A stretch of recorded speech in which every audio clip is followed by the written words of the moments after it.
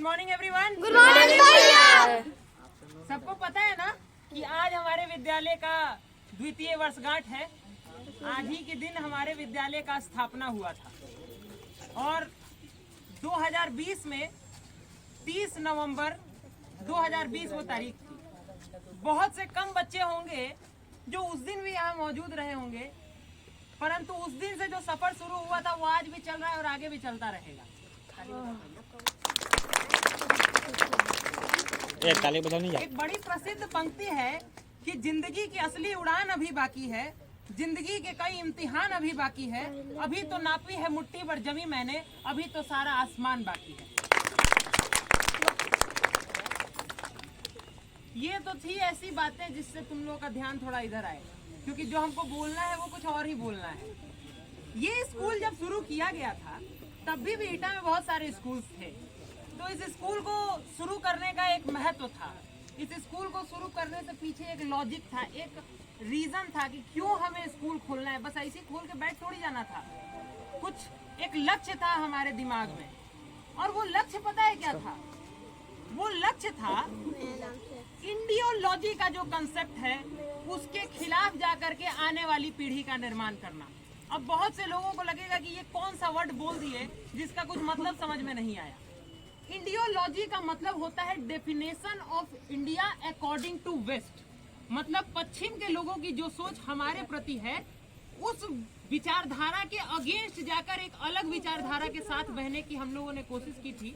और इसीलिए जब हमारा स्कूल खुला था तो जो सबसे पहला डिसीजन था वो हमने जो लिया था वो था कि एसएसटी को हम लोग हिंदी मीडियम में रखेंगे, ताकि एसएसटी को हिंदी मीडियम में रखने से हम लोगों का आदान प्रदान जो है भाषा का वो ज्यादा बेहतर हो सके।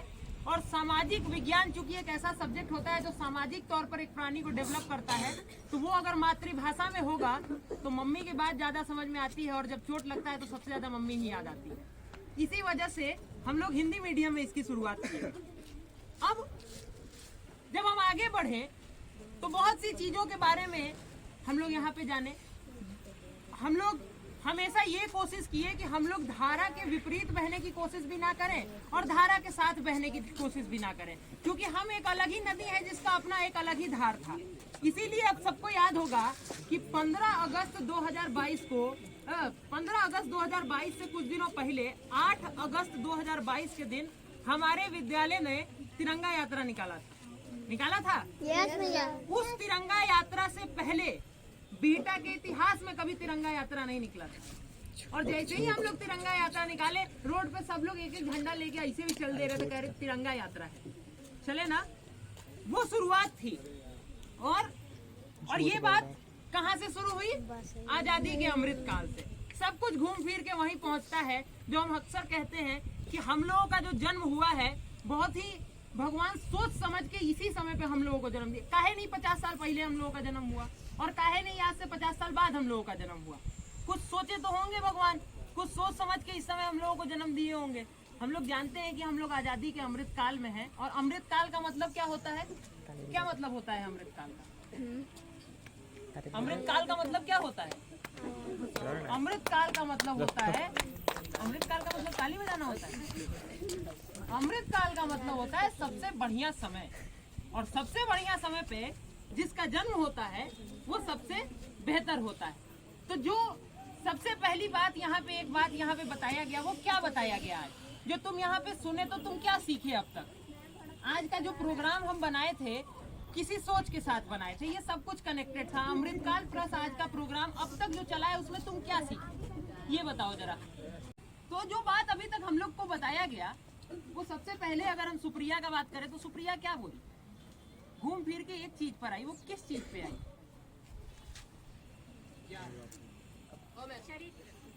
चरित्र। जो हमारे विद्यालय का सोच था हमेशा से क्या था? वहाँ पे तुम स्कूल का पोस्टर डेली देखते हो लेकिन कभी पढ़े तो होगे नहीं। कितना टाइम कहाँ है तुम्हारे पास? उस पर एक लाइन लिखा हुआ है, शीलम परम भूषणम, जिसका मतलब होता है चरित्र ही सबसे बड़ा आभूषण है।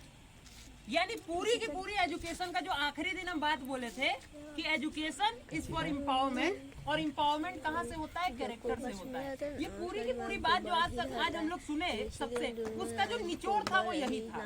पर बहुत से लोग इन बात को सुने नहीं। और देखो अब कितना इंटरेस्टिंग बात बताते हैं, यहाँ पे मौजूद हर व्यक्ति पढ़ा लिखा तो है, पढ़ा लिखा है ना, लेकिन पर्सनालिटी सबके पास नहीं। एजुकेशन का सबसे बड़ा लक्ष्य जो होता है, जो हमारे स्कूल के पोस्टर के दूसरे लाइन में लिखा हुआ है, पर्सनालिटी डेवलपमेंट, तुम वो भी नहीं पढ़े क्योंकि तुमको वो काम का चीज नहीं लगा। पर्सनालिटी डेवलप करना एजुकेशन का काम होता है, इसीलिए स्कॉलर्स पब्लिक स्कूल का काम है। जो यहाँ पे ये बच्चे तुमको नजर आ रहे हैं, ये तुमसे अलग तो है नहीं, इनका भी क्लास तुम्हारा ही है, इनका भी फीस उतना ही है जितना तुम्हारा है, इनका भी घर वैसा ही है, 2 हाथ 2 पैर 2 आंख इनके पास भी है, और 2 ही कान है, और एक ही दिमाग है। पर इनके पास ऐसा क्या था जो तुम्हारे पास नहीं था? बताओ क्या था ऐसा? चरित्र? नहीं, ऐसा चरित्र पे तो सवाल उठाया ही नहीं जा सकता। चरित्र तो सबके पास है। इनके पास कॉन्फिडेंस था और तुम्हारे पास कॉन्फिडेंस नहीं था। एक छोटा सा कहानी सुनाते हैं कॉन्फिडेंस के ऊपर। कॉन्फिडेंस ब्रह्मास्त्र है, और ब्रह्मास्त्र जितना फायदेमंद है उतना ही डेंजरस भी है। अगर ब्रह्मास्त्र को तुम दुश्मन पे मार दिए तो दुश्मन खत्म, और खुद पे मार लिए तो तुम खत्म। उसी तरीके से है कॉन्फिडेंस। कॉन्फिडेंस में अगर तुम लकीर क्रॉस कर गए तो तुम ओवर कॉन्फिडेंट हो जाते हो। बहुत से ओवर कॉन्फिडेंस के एग्जाम्पल भी हम देख चुके हैं। और अगर कॉन्फिडेंस में कॉन्फिडेंस कम रह गया तो अंडर कॉन्फिडेंट हो जाते हो। जैसे जागृति को हम यहाँ पे बुलाए कि आ जाओ जागृति जरा बोलने के लिए, जागृति कॉन्फिडेंस में थी ही नहीं। और इस छोटे बच्चों को देख लो, कितना अच्छा एग्जाम्पल है। आराम से बोले, ये खुद ही हाथ उठा रहा है, हम बोलेंगे ना, हम बोलेंगे।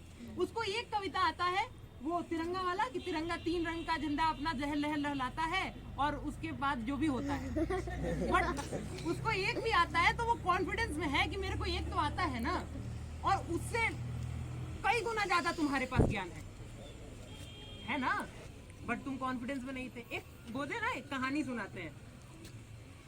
कहानी है 1853 का, 1853 जापान का। जापान का नाम सुने हो? रामपुर के बगल में नहीं है, एक देश का नाम है, ठीक है। तो जापान 1853 में गुलाम हो जाता है। जब जापान 1853 में गुलाम होता है, फिर वही बात, पढ़ाया तुम सबको जाएगा, लेकिन तुम में से इस बात पे कभी कोई ध्यान नहीं देगा, और छोड़ के 10th क्लास 12th क्लास करते हुए तुम लोग पास आउट हो जाओगे। बट उसी हिस्ट्री के पार्ट में से एक छोटा सा कहानी हम सुना रहे हैं। 1853 में जापान गुलाम होता है। जापान गुलाम होता है तो जापान के लोग मिल करके ये डिसाइड करते हैं कि आखिर हम गुलाम हुए क्यों। इसका पता लगाने के लिए एक व्यक्ति को भेजा जाता है। वो पूरी दुनिया 14 साल घूम के आता है, और वो 3 कारण बताता है कि ये पहला कारण, ये दूसरा कारण, तीसरा कारण। जापान उसी दिन उन तीनों कारणों का जवाब निकाल लेता है।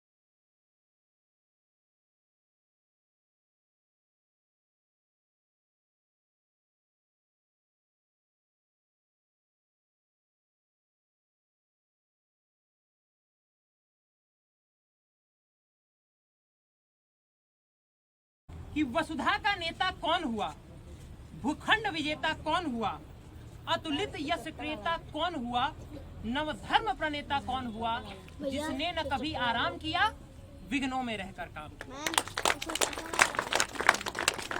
जीवन में विघ्न जब आते हैं, सोते से हमें जगाते हैं, मन को मरोड़ते हैं पल पल, तन को झंझोड़ते हैं पल पल, सतपथ की ओर लगाकर ही जाते हैं हमें जगाकर ही।